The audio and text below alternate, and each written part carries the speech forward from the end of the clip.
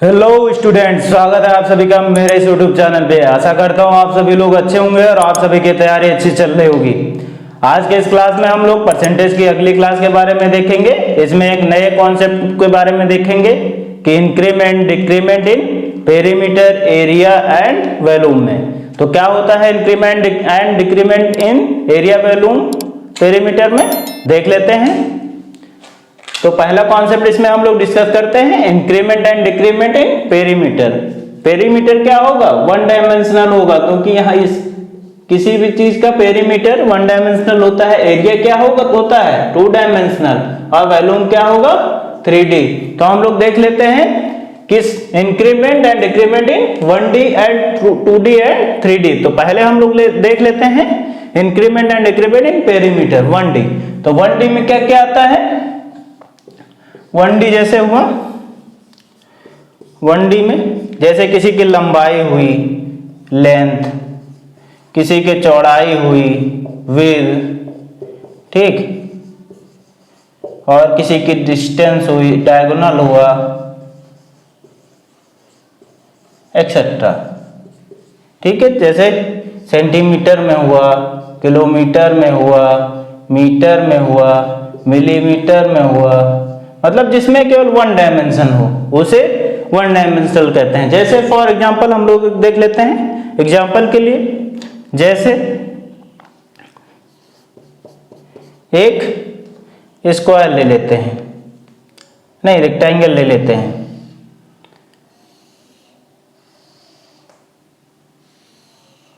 एक दूसरा रेक्टेंगल बना लेते हैं।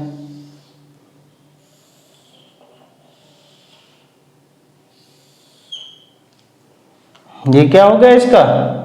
डायगोनल। ये क्या हो गया इसका? डायगोनल। तो इसको हम मान देते हैं A B C D। ठीक है, इसको हम लोग देते हैं A B C D। तो ये क्या हुई यहाँ पे? इसकी लेंथ हुई। ये क्या हुई? इसकी विड्थ हुई। ये क्या हुआ? इसका डायगोनल हुआ।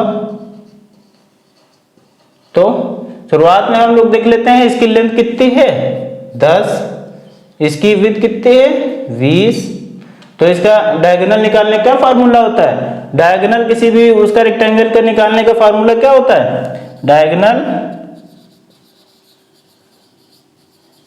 बराबर root A square plus B square. या इसी फॉर्मूले को हम एक तरीके से और लिख सकते हैं। ये क्या हुआ? ये आपका समकोण त्रिभुज हुआ BCD। तो BCD में क्या हो गया? ये हुआ लंब, ये हुआ आधार, ये हुआ कर्ण। तो क्या करते हैं? कर्ण का स्क्वायर बराबर क्या होता है? रूट। कर्ण क्या होता है? आधार स्क्वायर प्लस लंब स्क्वायर। वही फार्मूला हमने ऊपर लिखा। तो इसको जब करेंगे तो कितना आएगा? यहां से ये 10 दिया हुआ है, 20 दिया हुआ है, तो 10 का स्क्वायर 100 प्लस m का स्क्वायर 400, 20 का स्क्वायर मतलब 400 हो गया। तो 500 है, रूट 500। 500 को हम लिख सकते हैं 100 गुणे 500, तो 10 बाहर आ गया, रूट 5। तो इसका डायगोनल कितना आ गया? 10 रूट 5। ठीक है, आप लोग इसकी लंबाई में वृद्धि कर लेते हैं 10%, एल में वृद्धि करते हैं 10% की। तो क्या होगा कि 1D में अगर किसी एक चीज में बढ़ाया जाता है तो वो सारे चीजों में बढ़ जाती है। तो ये भी 1% 10% बढ़ जाएगी और ये भी 10% से इंक्रीमेंट हो जाएगा। 10% अगर हमने इसको बढ़ाया, ठीक है। तो इसको वेरीफाई कर लेते हैं। जैसे यहाँ पे 10% बढ़ा तो 10 का 10% कितना हुआ? 10 का 10% कितना हुआ? 1। तो कितना होगा? ये 11 हो गई। 20 का 10% कितना हुआ? 2। तो ये कितनी हो जाएगी? 22। ठीक है, और इसमें 10% अगर बढ़ाएंगे तो क्या हो जाएगा? इसमें 10% बढ़ाएंगे तो ये हो जाएगा 11 रूट 5। मतलब 10% कितना बढ़ाना है? 10 रूट 5 में 10% बढ़ाएंगे तो क्या होगा? 10% को लिख सकते हैं 10/100। 100 कट गया, कितना बढ़ा? रूट 5। तो 10 रूट 5 प्लस रूट 5 कितना होगा 11√5।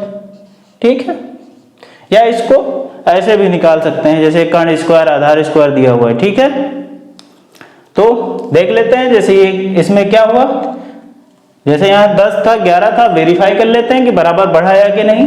तो हमने देखा पहले क्या थी 11, अब पहले क्या थी 10, अब क्या है 11, तो 1 यूनिट की बढ़ोतरी किस पे हुई है 10 पे। तो इसका परसेंटेज में वैल्यू निकाल लेते हैं, तो ये कट गया तो कितना हुआ 10% इंक्रीमेंट। ठीक है, इसी प्रकार यहाँ पे देख लेते हैं, पहले 20 था 22 हो गया, तो कितने की बढ़ोतरी हुई 2 की, कितने पे 20 पे, तो कितना हुआ 100 से गुणा करेंगे परसेंटेज लगाएंगे तो 2 दहम 20, 1 1 0 कट गया तो 10%। ठीक है, यहाँ पे भी हम लोग देखेंगे, यहाँ पे क्या था 10√5 था, यहाँ 11√5 है, तो कितने की बढ़ोतरी हुई √5 की, कितने पे 10√5 पे। तो इसको 10 से 100 से गुणा करेंगे, परसेंट का मान लगाएंगे तो रूट कट जाएगा, तो 10 दहम 10%। ठीक है, नोट कर लीजिए।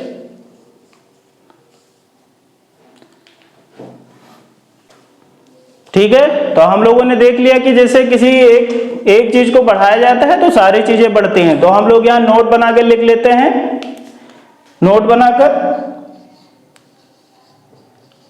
कि 1D में मतलब एक 1 डायमेंशनल में अगर किसी एक के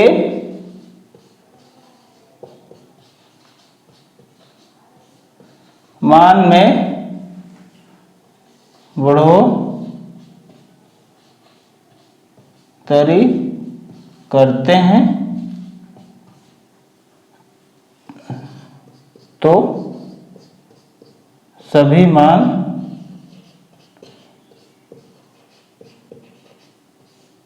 बराबर बढ़ते हैं।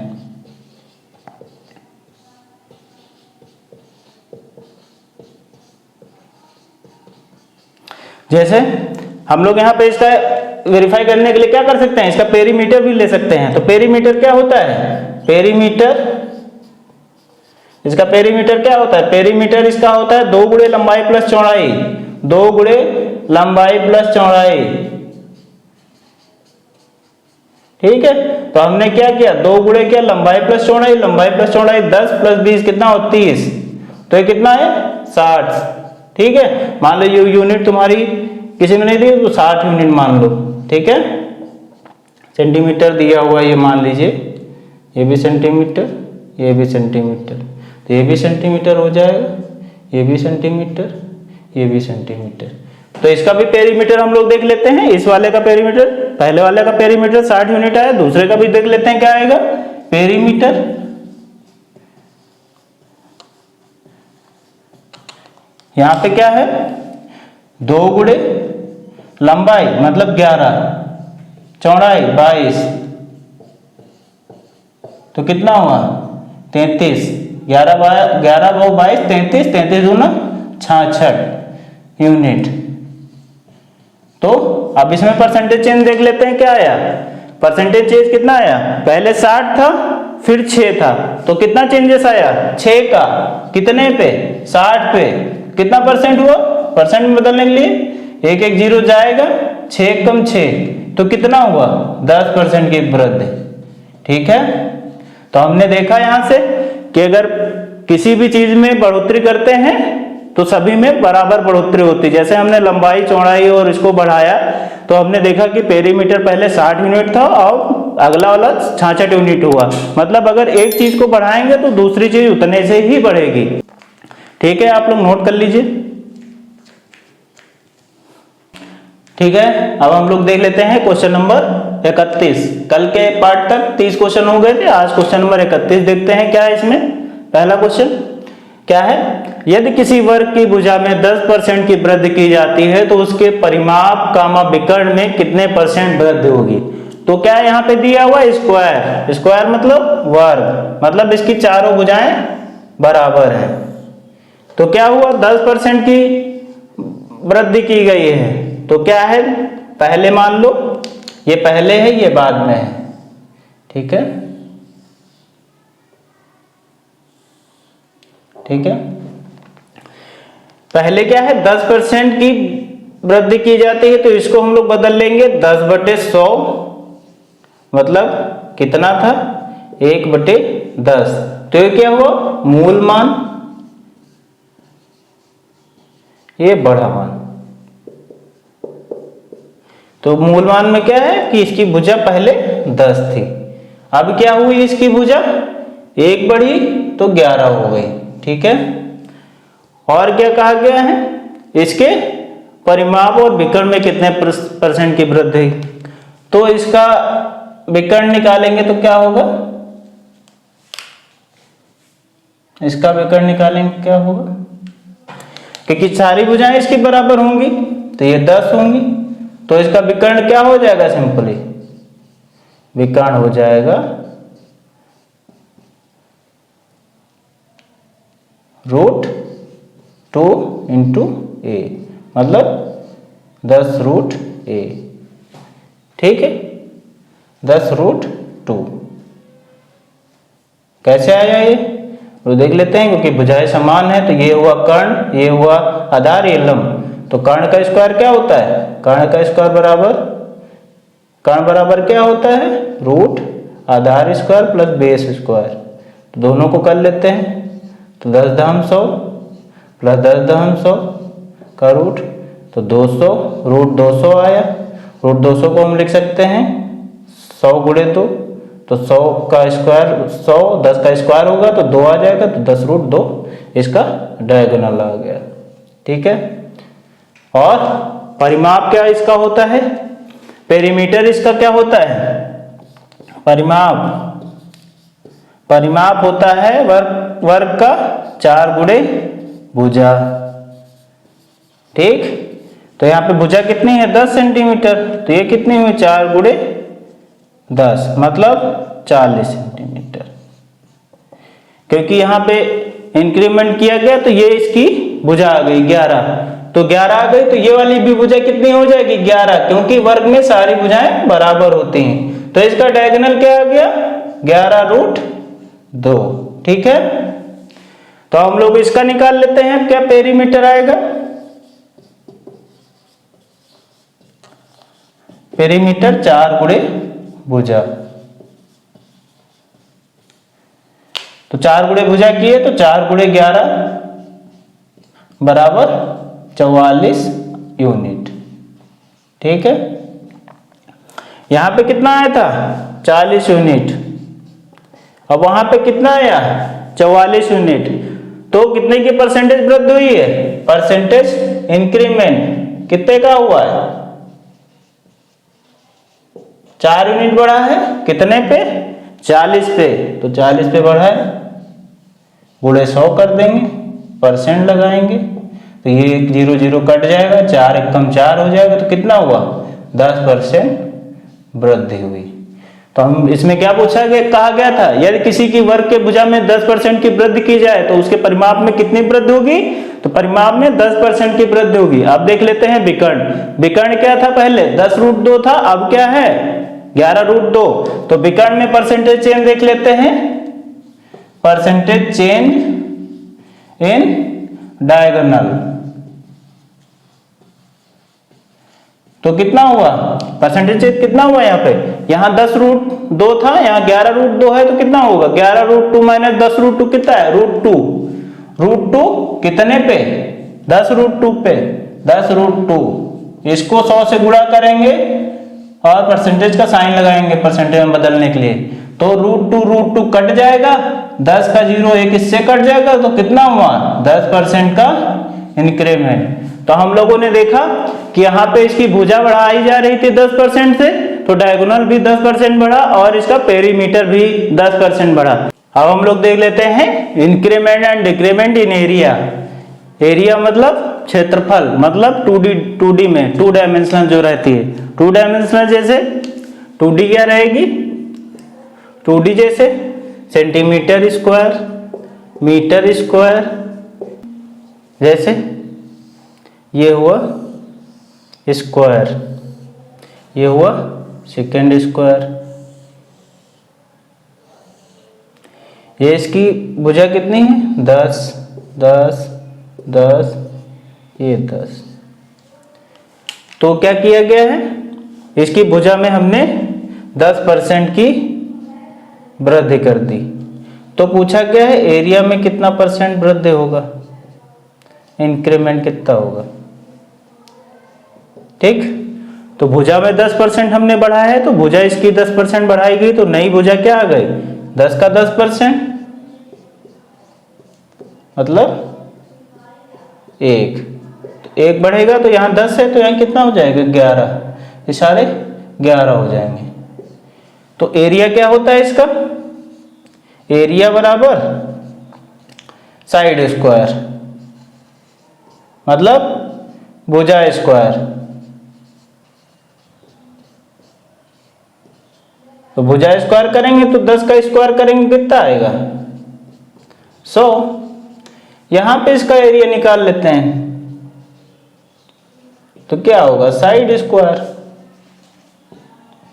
साइड स्क्वायर निकालेंगे तो 11 का स्क्वायर बराबर 121। तो देख लेते हैं कितने यूनिट की बढ़ोतरी इसमें हुई। तो पहले कितना था 100 यूनिट, कितने यूनिट की बढ़ोतरी हुई 21 की। ठीक है, कितने पे 100 पे, परसेंटेज में निकाल लेते हैं।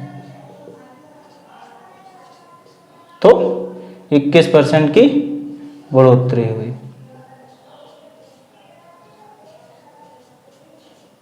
तो ये कैसे आया, तो इसको निकालने के दो मेथड हैं, एक है सक्सेसिव मेथड और एक है रेशियो मेथड। अब हम लोग देख लेते हैं सक्सेसिव मेथड क्या होता है।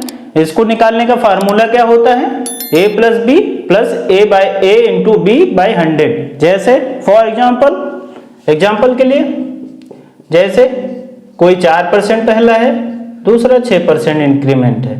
ठीक है, इंक्रीमेंट है, अभी वृद्धि वाला ही निकालना है हम लोग।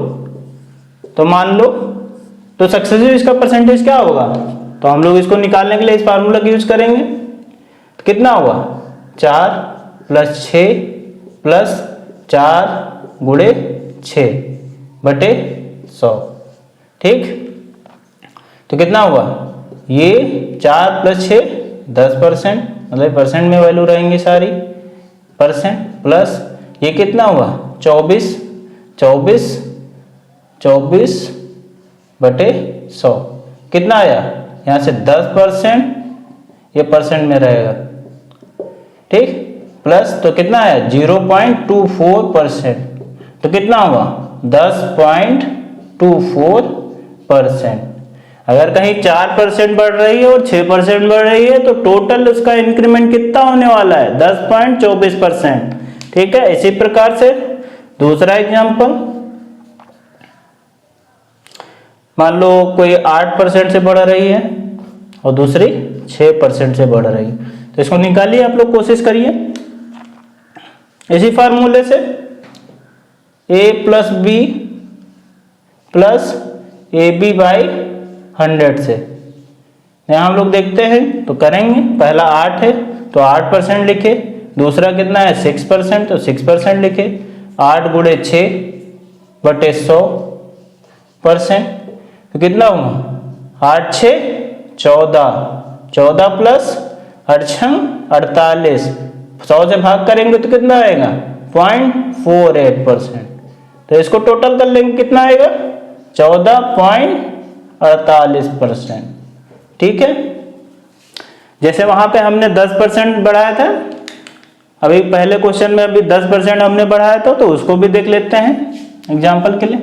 जैसे पहला 10% हमने बढ़ाया, तो दूसरी भी 10% बढ़ी थी, उसमें भुजा थी उसकी। ठीक है, तो इसका हम सक्सेसिव निकाल लेते हैं। तो इसका सक्सेसिव निकालेंगे तो 10 प्लस 10, ठीक है 10 प्लस 10 प्लस 10 गुणे 10 बटे 100, ये परसेंट में वैल्यू रहेगी। ठीक, तो कितना है 20 प्लस ये 100 हो गया, 100 बटे 100 को भाग करेंगे तो कितना आएगा 1, तो यहाँ से परसेंट लगा देंगे, तो कितना आया 21%। अगर हम लोगों को ये आता होता तो हम डायरेक्ट लिख देते थे कि 21% से बढ़ेगी। ठीक है, तो और अगला एग्जांपल ले लेते हैं। मान लो 50% दिया हुआ है और 60% दिया हुआ है, तो इसका सक्सेसिव निकालते हैं। तो क्या होगा, 50 प्लस 60 प्लस 50 गुणे 60 बटे 100 पूरा परसेंटेज।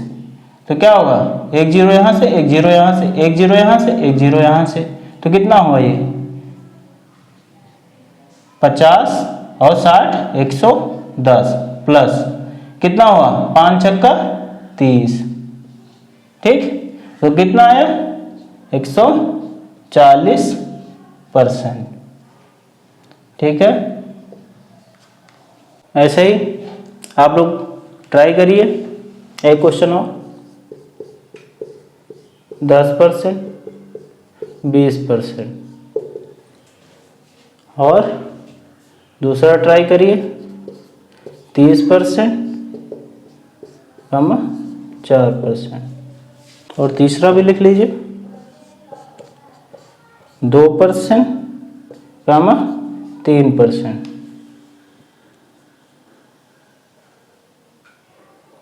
इसको सॉल्व कर लेते हैं।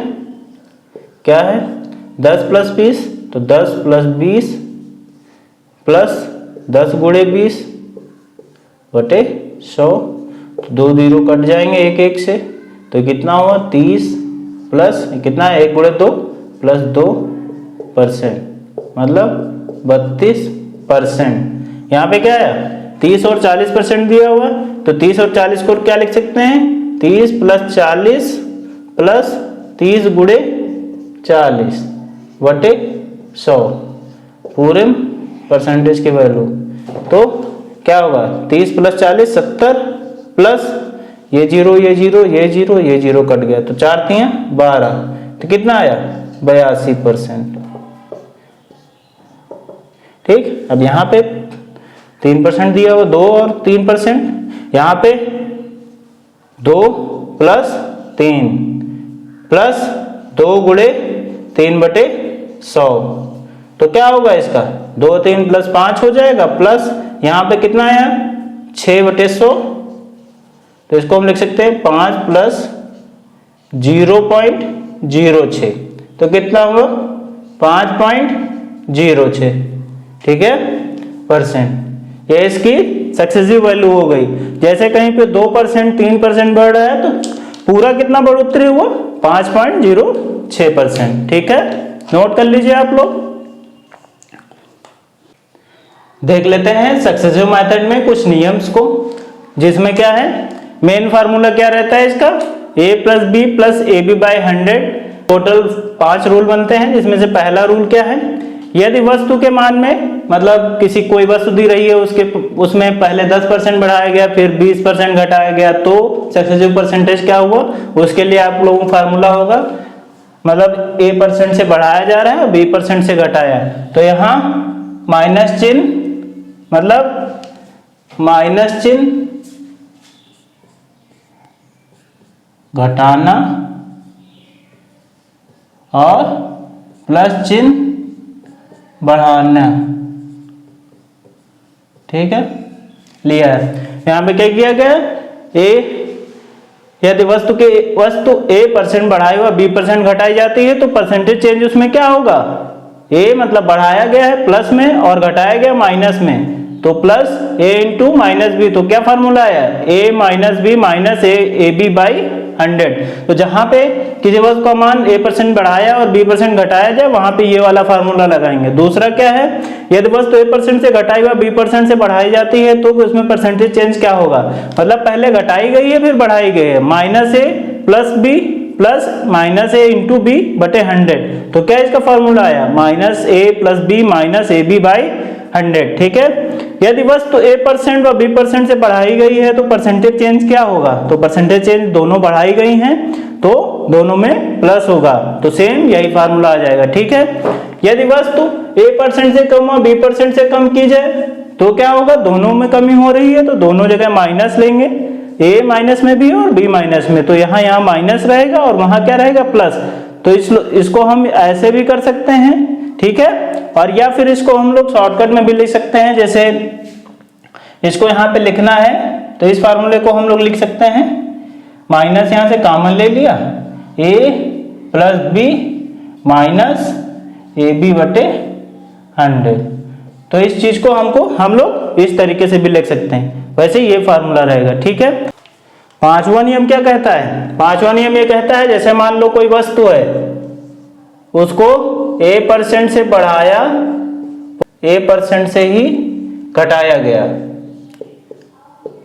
ठीक है। तो a% से बढ़ाया और a% से घटाया, मतलब एक वस्तु को a% से बढ़ाया व घटाया।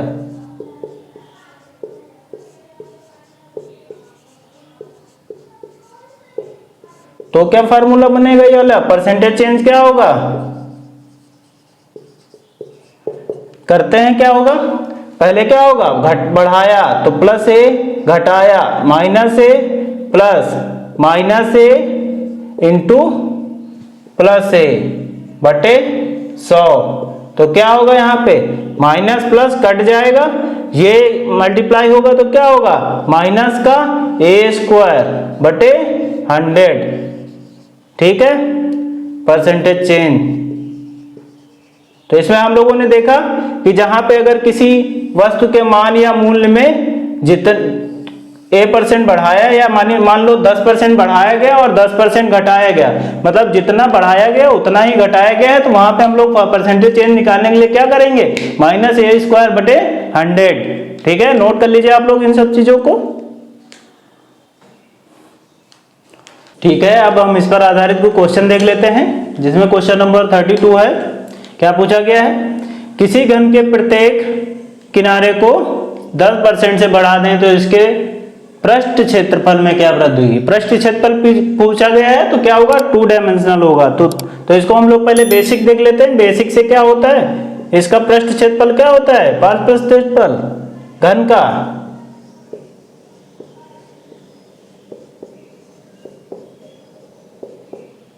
है 6a²। तो क्या है? इसकी 10% की वृद्धि की गई है, तो 10% का मतलब 1/10, मतलब पहले 10 थे तो क्या किया गया है? 6 गुणे 10² कितना हुआ? 6 गुणे 100 मतलब 600। अब नया क्या किया गया है? नया बदला गया, तो नई क्या होगी? 11। तो यहाँ पे क्या कर लेंगे? 6 गुणे 11 का स्क्वायर, 6 गुणे 121, तो कितना आया? 6 कम 6, 6 दूनी 12, 6 का नम 6, 7, 726 सेंटीमीटर स्क्वायर, ठीक। तो हम लोग देखते हैं यहाँ परसेंटेज चेंज क्या है? परसेंटेज चेंज तो 726 में से 600 घटाएंगे तो कितना है? 126। 126 बटे कितने पे निकालना है? 600 पे, गुणे 100 कर देंगे,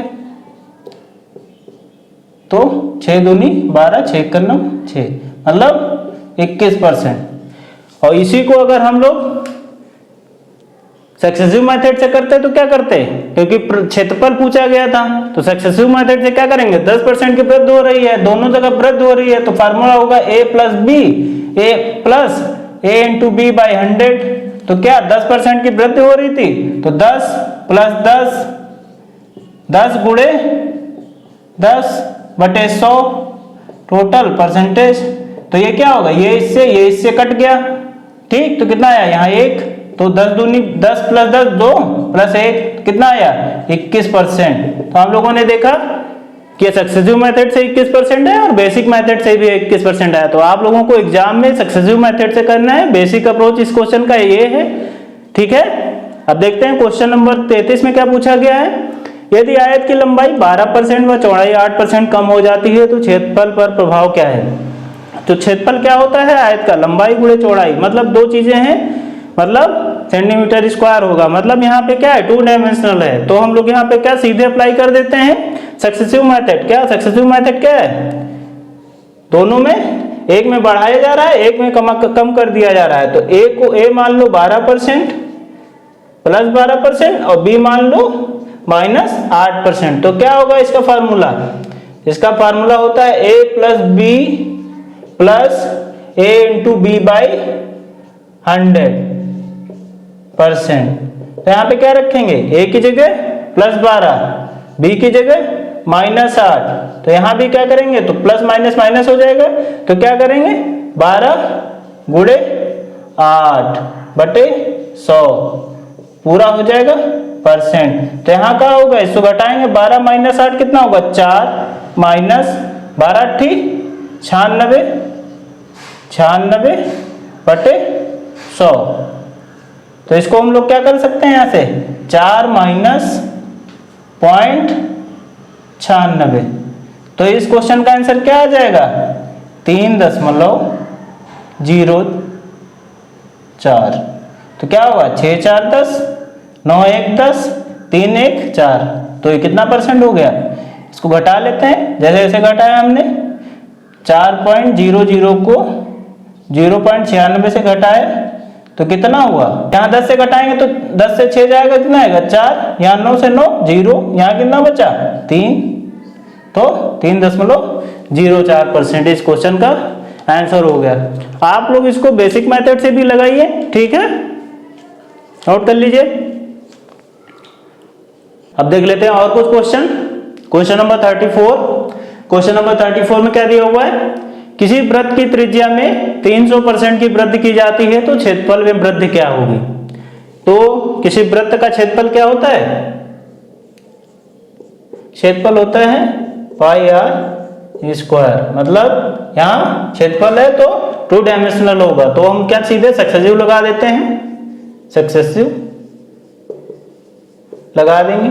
तो क्या है? 300% की वृद्धि की जाती है, दोनों में वृद्धि ही की गई है। a plus B plus A B by 100 total को %। तो यहाँ लिख लेते हैं 300 प्लस 300 कितना हुआ? प्लस 300 गुणे 300 बटे 100%। तो क्या होगा? ये 2 जीरो कट जाएंगे, कट गए तो क्या हुआ? ये 3 3 600 हुआ और ये 3 गुणे 300 मतलब 900। तो यहां में हम लोग लिख सकते हैं 600 प्लस 900। तो टोटल कितना हुआ? 1500% का इंक्रीमेंट हुआ। यही इस क्वेश्चन का आंसर हो गया। अब देख लीजिए क्वेश्चन नंबर 35। क्वेश्चन नंबर 35 में क्या दिया हुआ है? एक गोलार्ध में हेमीस्फेयर की त्रिज्या मतलब अर्ध गोलार्ध की त्रिज्या में 19% की वृद्धि की जाती है तो कुल सतह और पार्श्व सतह क्षेत्रफल में क्या प्रभाव पड़ेगा? मान लो ये गोला है, ठीक है, ठीक है, ये इसकी यहां से यहां तक की रेडियस है, ठीक है। अब क्या कहा गया है? ये रेडियस पहले यहां तक थी, अब इतना बढ़ा दिया गया है, मतलब हेमीस्फेयर मतलब अर्धगोलार्ध की त्रिज्या को बढ़ाया गया है। तो क्या होगा यहां पे? Increment and decrement in lateral surface area is equal to increment and decrement in lateral surface area is equal to increment and decrement in total surface area।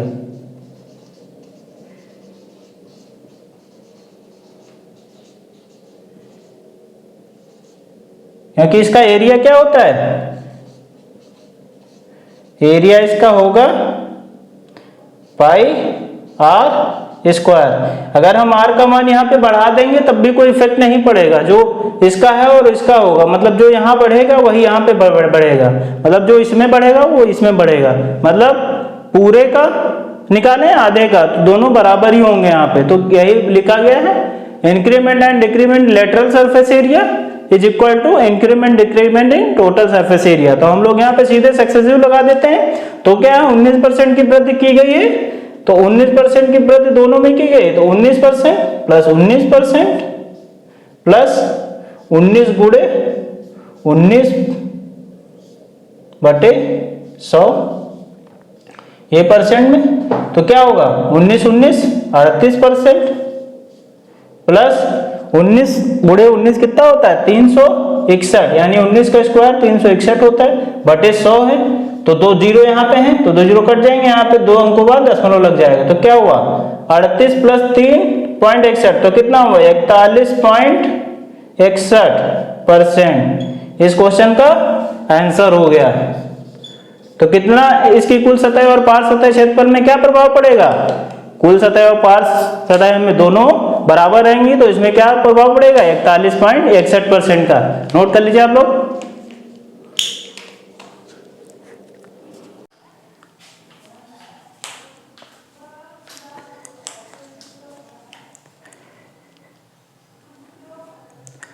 ठीक है स्टूडेंट, आज के सेशन में इतना ही। आज के सेशन में हम लोगों ने देखा increment decrement in area and increment decrement in perimeter. हम लोगों ने देखा 1D में कैसे इंक्रीमेंट डिक्रीमेंट अगर कोई परसेंटेज वैल्यू हो रही है तो कैसे उस प्रकार के क्वेश्चंस को सॉल्व करते हैं, और 2D में किस प्रकार उस टाइप के क्वेश्चन को सॉल्व करते हैं। जहां पे जैसे 1% दिया हुआ है 1% कम हो रहा है, मतलब 2% दे रहे हैं, तो हमने वहां पे यूज सक्सेसिव मेथड का। आज की क्लास को यहीं पे खत्म करते हैं। और अगर हमारे आप इस चैनल पर नए हैं तो हमारे चैनल को सब्सक्राइब करिए और अपने दोस्तों के साथ शेयर करिए, और वीडियो को बिना स्किप किए हुए एंड तक देखिए, तभी आप लोग कुछ सीख पाएंगे। मिलते हैं कल आपको नई ऊर्जा नए जोश के साथ। आज के लिए धन्यवाद।